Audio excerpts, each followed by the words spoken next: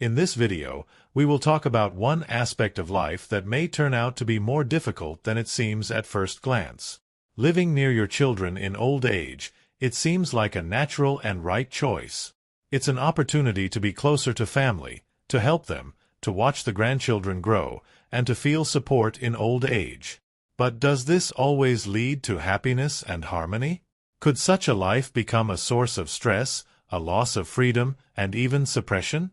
Today, we will explore this topic through the story of a woman who may have faced these questions and realized that her decision might not be as straightforward as it seemed at first.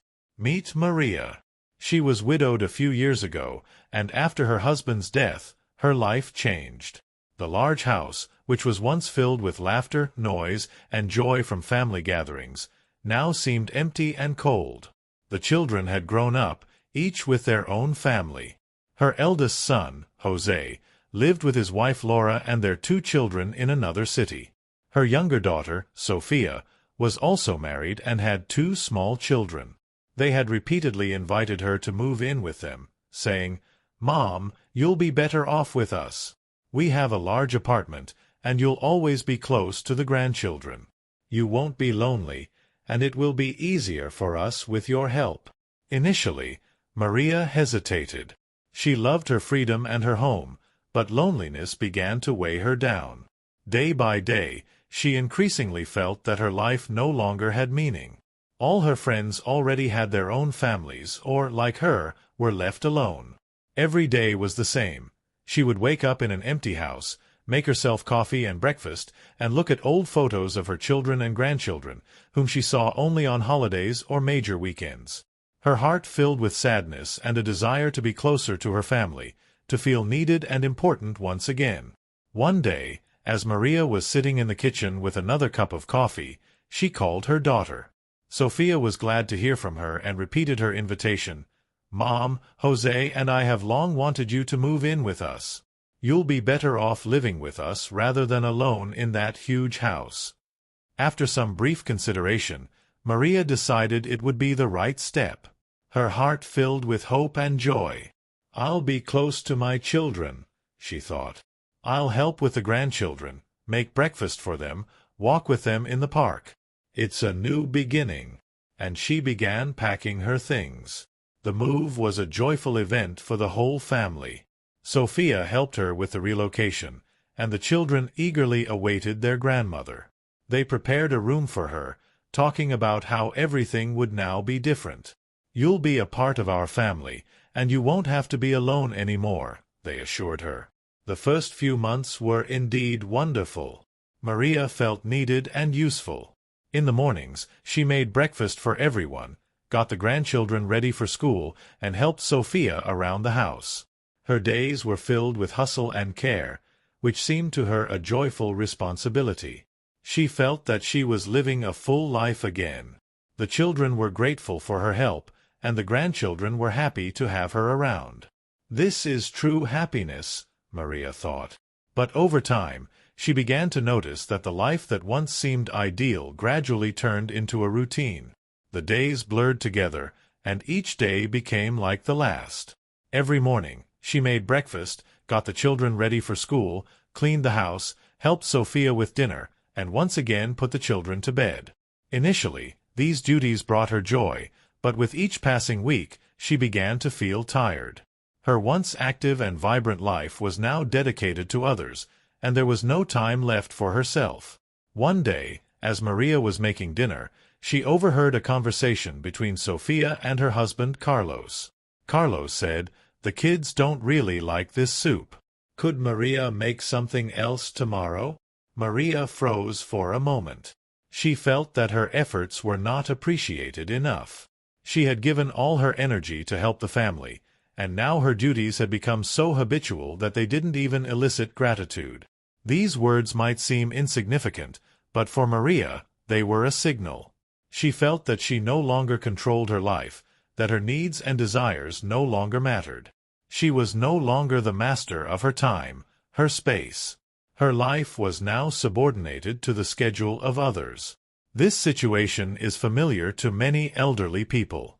Often we think that by moving in with our children, we will gain a new purpose in life, but sometimes this can lead to losing oneself.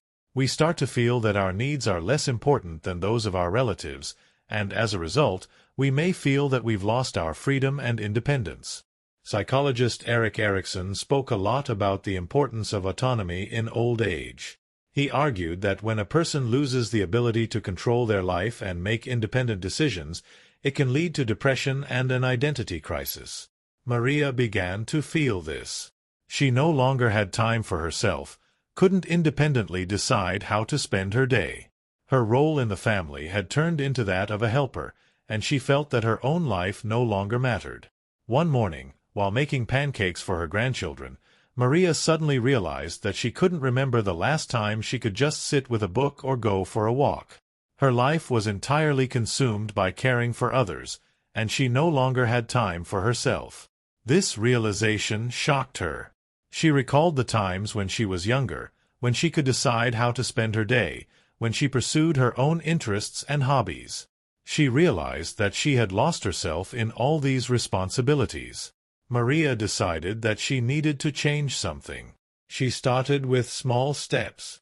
At first, she decided to get up earlier to have a few hours for herself before the children woke up. She went for walks in the park, where she could enjoy the quiet and think. These small changes began to bring her relief. She again felt that she had control over her time, and it gave her strength. But over time, Maria realized that this wasn't enough. She began to think about returning to her own home. She loved her children and grandchildren, but she could no longer live a life that didn't leave space for herself. She needed her own freedom, her independence, and she decided to reclaim it. The next evening, after dinner, Maria gathered her strength and decided to talk to Sophia. She explained to her daughter that she loved her and her family very much, but she felt that she could no longer live the way she was. She wanted to return to her home and become independent again. Sophia was initially shocked and even a little upset. She couldn't understand why her mother wanted to leave them, as they were such a close-knit family. However, after a long conversation, Sophia realized that her mother's decision wasn't about leaving but about returning to herself. She understood that her mother wanted to feel independent and free again. And although it was a difficult decision for the entire family, they agreed that it was the best solution for everyone. A few weeks later, Maria returned to her home. It was a difficult decision, but it brought her real relief. She once again felt like the mistress of her life. Now she could decide how to spend her day, meet with friends, pursue her hobbies, and she no longer felt that her life was subordinated to others' needs. Her relationship with her children also improved. Now every visit was filled with joy, not exhaustion.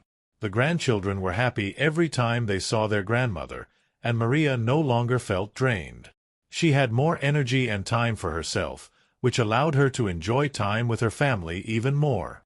Maria's story reminds us that living near your children may seem like the right decision, but sometimes it can lead to a loss of independence and freedom. A life that seemed joyful and harmonious can turn into a routine and a burden if we forget about our own needs and desires. Psychological research shows that people who maintain their independence in old age experience more life satisfaction and are less likely to suffer from depression.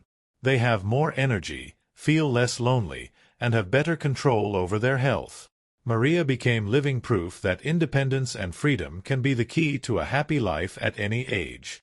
She realized that her happiness didn't depend on how close she lived to her children, but on how much she could control her life and make her own decisions. What do you think of this situation?